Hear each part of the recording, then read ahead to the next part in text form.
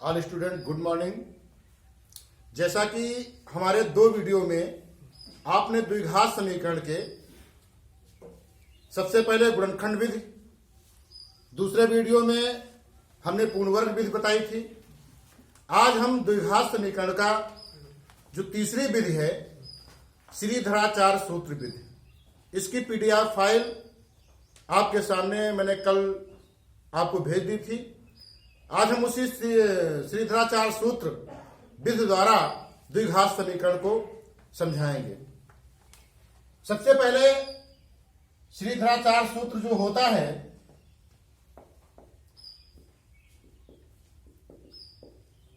वो होता है अल्फा बराबर minus B plus under root D upon 2a और बीटा बराबर होता है minus B minus under root D upon 2a, जहां पर अल्फा और बीटा उस समीकरण के मूल होते हैं, जहां पर b x का गुणांक है, d उस समीकरण का विभक्त कर है जिसे d से प्रदर्शित करते हैं।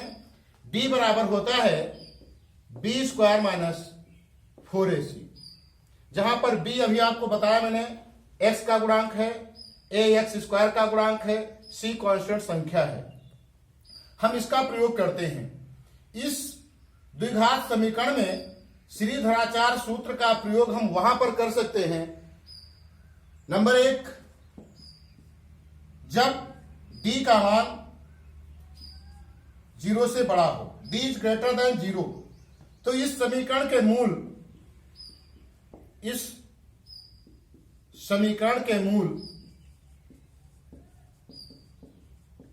वास्तविक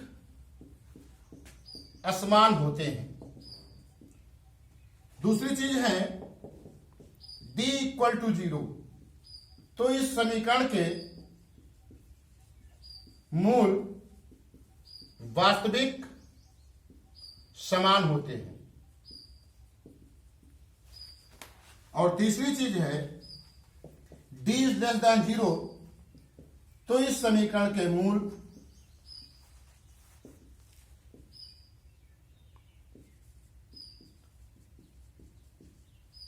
काल्पनिक होते हैं।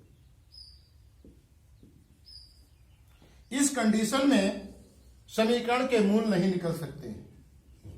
इस स्थिति में d का मान अगर हम 0 से कम होगा, कम होने का मतलब है कि वो संख्या d का मान माइनस में आए, -1, -2, -3, -4, तो उसका मूल ज्ञात नहीं हो सकता है। उसका रीजन है कि यहां पर जब d का अंडर रूट निकालेंगे तो माइनस संख्या का वर्गमूल नहीं निकलता, इसलिए ऐसी स्थिति में उसके मूल काल्पनिक होंगे।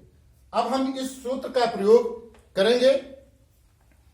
जैसे एक एग्जाम्पल हम आपके सामने रख रहे हैं।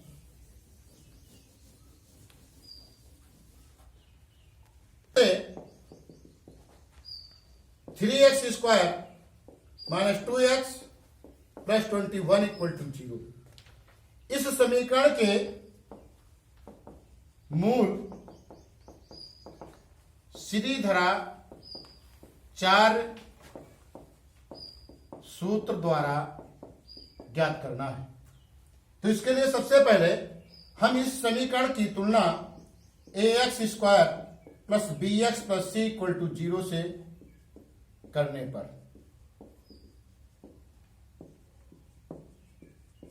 यह आपका जानते हैं व्यापक समीकरण है, द्विघात समीकरण का व्यापक समीकरण है। हम इसके तहत इसकी तुलना करेंगे। a बराबर 3, b बराबर -2, c बराबर 21। हम सबसे पहले इसका d का मान निकालेंगे। हम ये देखेंगे कि इसके मूल हमारे काल्पनिक तो नहीं है, तो इससे सबसे पहले d निकालेंगे। d बराबर b square minus 4ac, b आपका -2 का है, -2 का होल स्क्वायर -4, a आपका 3, c आपका 21, 2 दूनी 4, माइनस आपका हो जाएगा 4 3 12 और दुना 4 3 12, 12 1 कम 12, हासिल आएगा 1, 12 दूना 24 और 1 25, यानी 4 लेस करेंगे तो 12 से 4 जाएगा 8 और यहां बचेगा 4, 248 माइनस का यानी आप देख रहे हैं D is less than 0, D is less than 0, इसलिए इसके मूल क्या होंगे, काल्पनिक होंगे।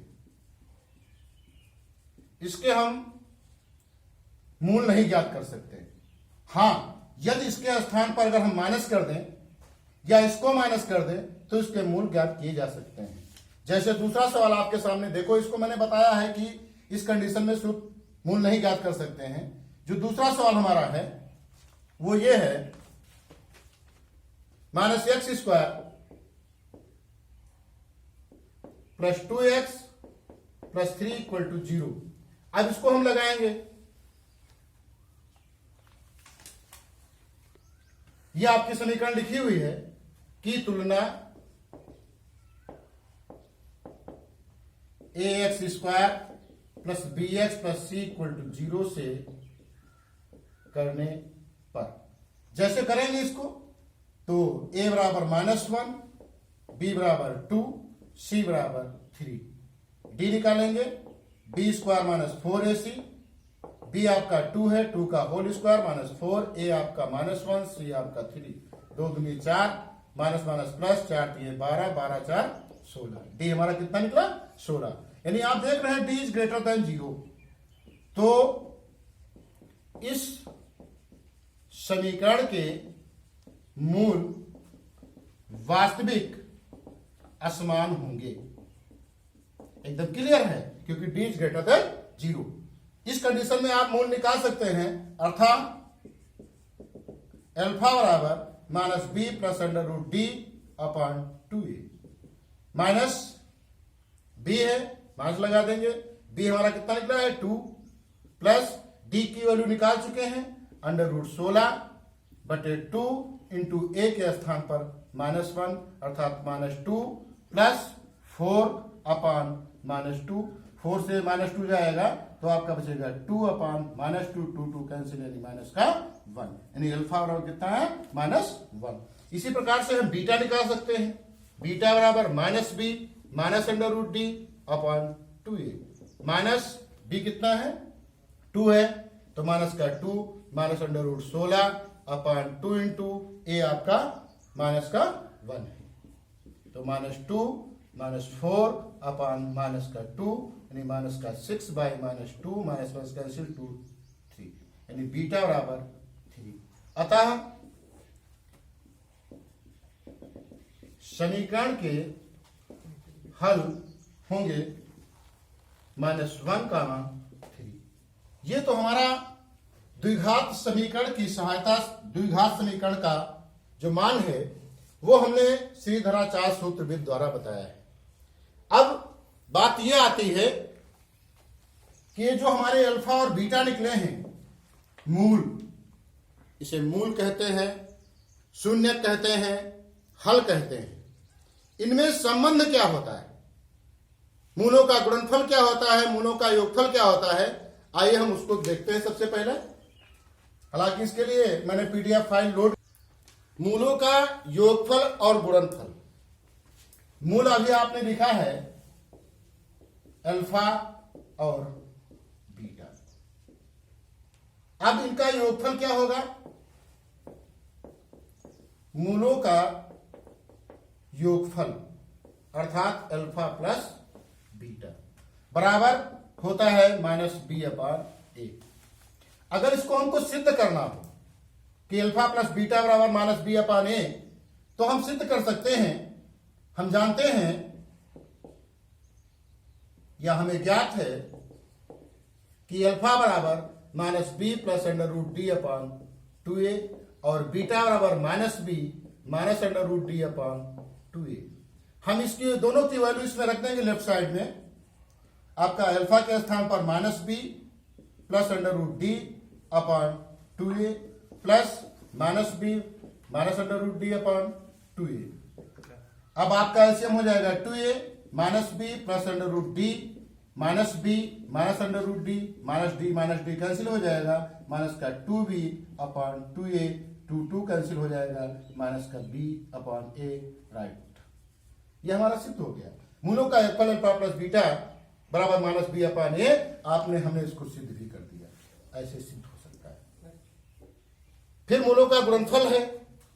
मूलों का गुणनफल क्या होगा, जैसे यहां पर योगफल लिखा है वैसे इसका गुणनफल भी निकाल सकते हैं। गुणनफल आप जानते हैं, मूलों का गुणनफल ये होता है अल्फा इंटू बीटा बराबर सी अपॉन ए। इसको भी आप सिद्ध कर सकते हैं। अल्फा बराबर आपको पता है minus B minus under root D upon 2a plus, और बीटा बराबर minus B minus under root D upon 2a। हम इसकी वैल्यू इसमें रख देंगे, तो अल्फा के स्थान पर minus B plus under root D upon 2a into minus B minus under root D upon 2a। Left side मैंने लिया है, इसका लेफ्ट साइड लिया है। अब आप देख रहे हैं गुणा करेंगे तो नीचे नीचे का गुणा हो जाएगा, ऊपर ऊपर का गुणा हो जाएगा, नीचे बन जाएगा 4a स्क्वायर। ऊपर जब गुणा करेंगे आप देखिए minus B plus root D, minus B minus root D, यानी a प्लस बी और a माइनस बी। तो आप लिख सकते हैं इसको माइनस बी का whole square minus under root D का होल स्क्वायर।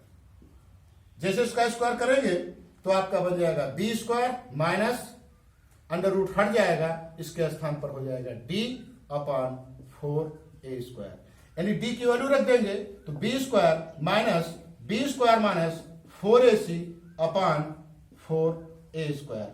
माइनस गुणा करेंगे तो आपका बनेगा B square minus B square plus 4ac upon 4a square. B square cancel, आपका हो जाएगा 4ac upon 4a square, 4 cancel, a cancel, c upon a।